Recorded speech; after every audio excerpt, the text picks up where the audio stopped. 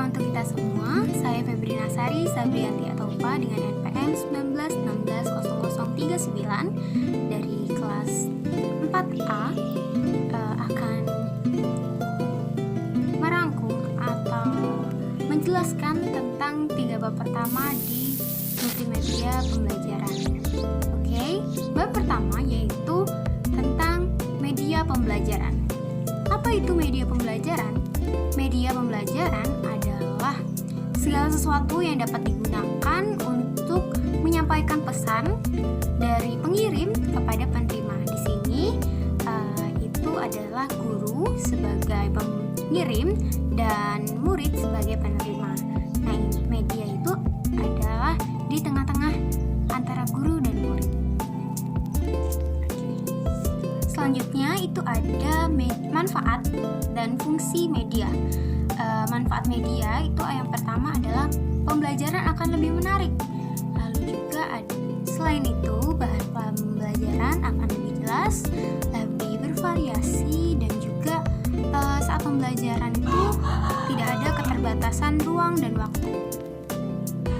Lalu fungsinya yaitu ada beberapa hal, yaitu menghindari terjadinya verbalisme, lalu juga membangkitkan minat atau motivasi, menarik perhatian mahasiswa atau siswa, lalu mengatasi keterbatasan tadi juga ruang, waktu, dan ukuran, mengaktifkan mahasiswa dalam kegiatan belajar, dan juga mengefektifkan pemberian rangsangan untuk belajar. Selanjutnya, klasifikasi media itu ada 3, yaitu pengalaman langsung, tiruan, dan dari kata-kata. Sedangkan untuk jenisnya itu ada 3, yaitu media audio, media visual, dan audio visual. Media audio itu berupa suara, misalnya radio dan lain sebagainya. Terus media visual itu yang dapat dilihat dari pelemat. Contohnya itu berupa gambar. Lalu media audiovisual itu yang dapat dilihat dan dapat didengar, yaitu misalnya video dan lain sebagainya. Selanjutnya ada peran media pembelajaran. Apakah penting media pembelajaran dalam pembelajaran itu sendiri? Tentu saja itu penting, karena di situ media dapat membantu kita sebagai guru menjelaskan materi, dan murid pun dapat lebih mengerti. Dia itu harus disesuaikan dengan mental dan psikologis anak. Selain itu, media juga harus membawakan pembelajaran itu lebih menyenangkan dan juga dapat memenuhi kebutuhan individu dari siswa tersebut.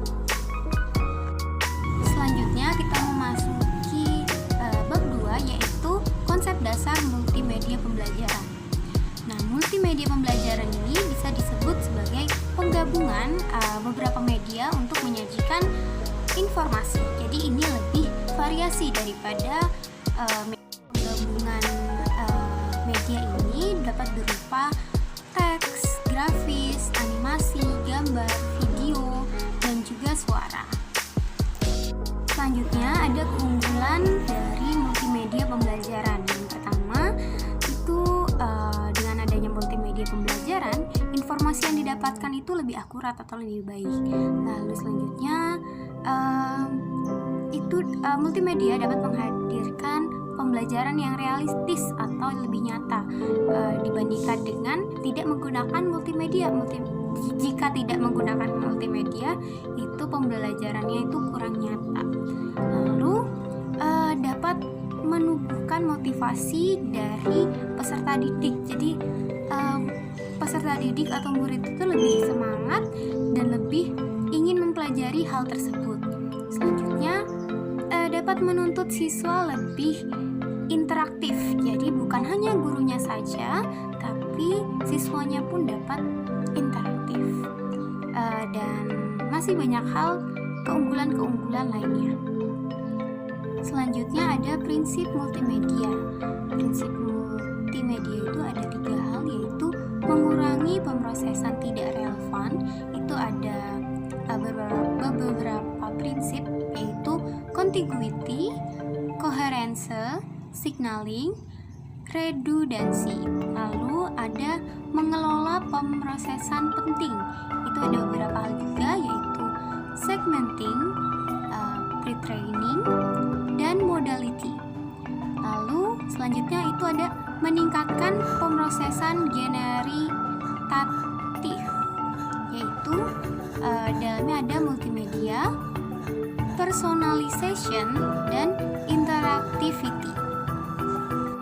Selain prinsip-prinsip yang tadi, ada juga prinsip-prinsip lain seperti kesebandingan, penekanan, keseimbangan, irama, keselarasan, dan kesatuan.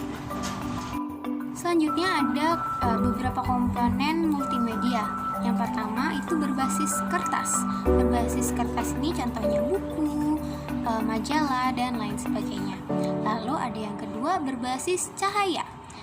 Contohnya itu ada slideshow dan transparansi. Yang ketiga itu berbasis suara. Itu contohnya CD player, tape recorder, dan radio. Lalu ada yang keempat yaitu berbasis gambar bergerak. Contohnya televisi, VCR, dan film. Yang terakhir ada berbasis digital. Itu contohnya adalah komputer.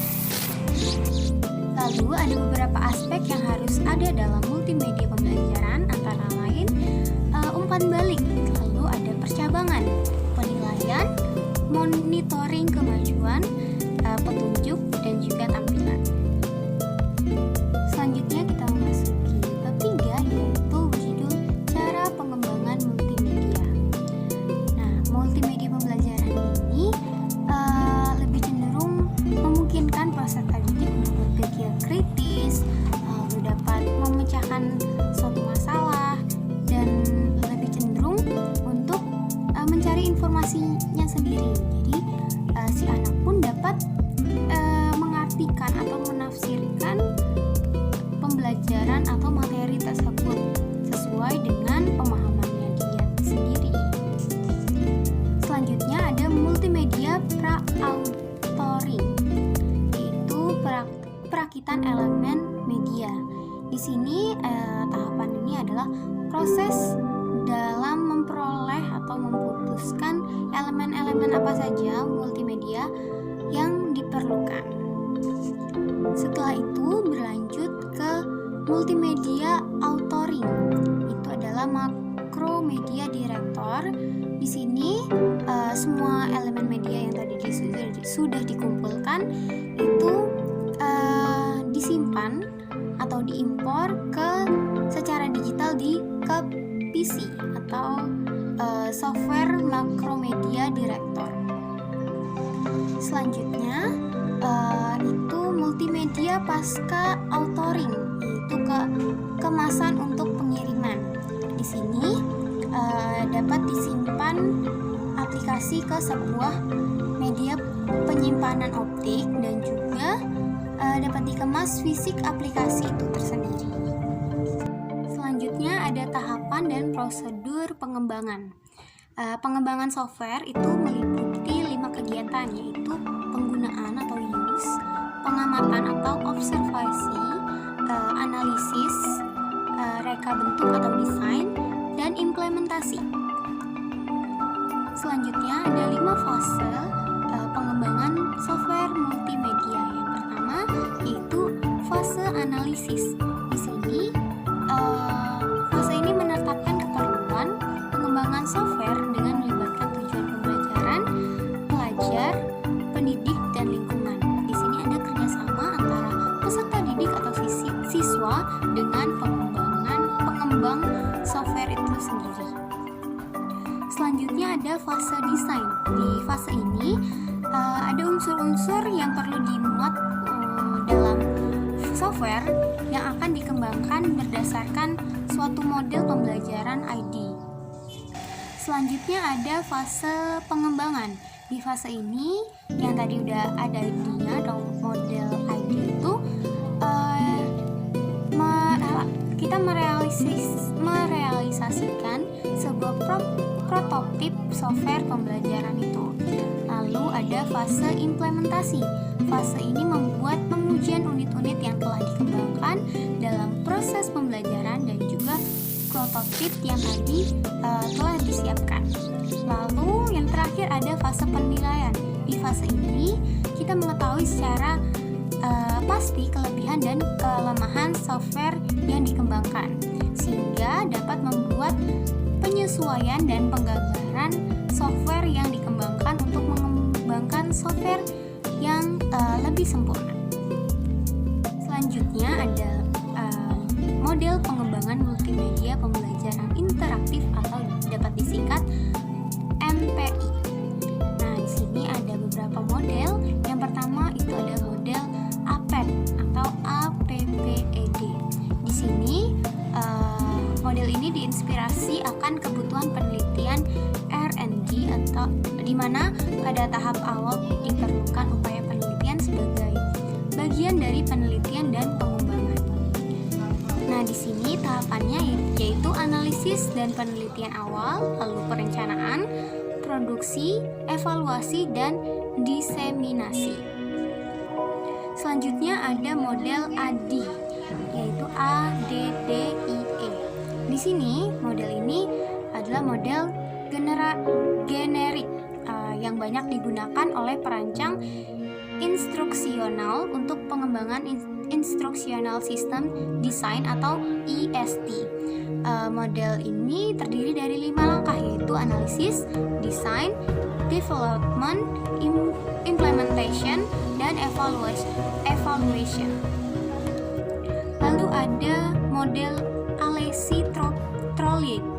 Di sini mulai banyak digunakan sebagai acuan oleh pengembangan MPI tadi, karena sejak awal model ini memang dimaksudkan untuk pengembangan multimedia pembelajaran. Jadi di situ banyak yang menggunakannya.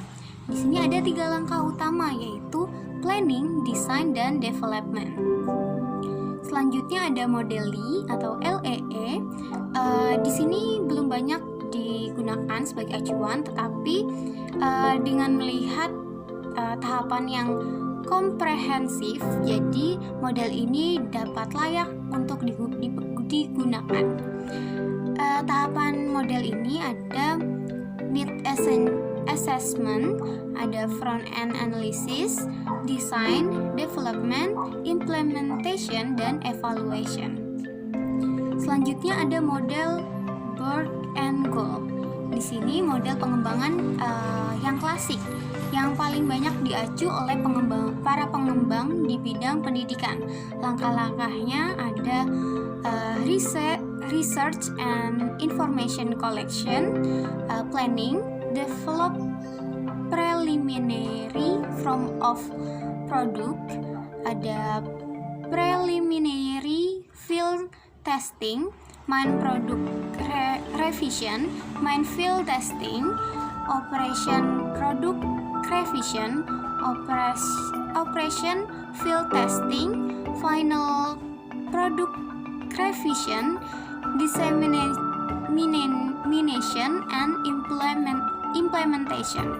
Nah, di sini model ini juga dapat tepat digunakan sebagai acuan penelitian jenis R&D. Dan yang terakhir ada model Evers dan Baron.